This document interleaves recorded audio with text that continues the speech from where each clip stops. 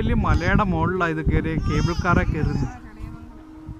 ഇടി ഹൈറ്റുള്ള സ്ഥലമാണെന്ന് പറഞ്ഞു. ഇത് മല കയറാൻ കേബിൾ കാറല്ല അവര്.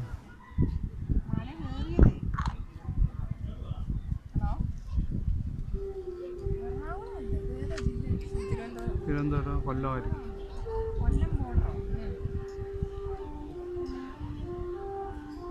ഇത് കേബിൾ കാർ എന്ന് പറഞ്ഞ പരിപാടിയാന്ന് പറഞ്ഞു.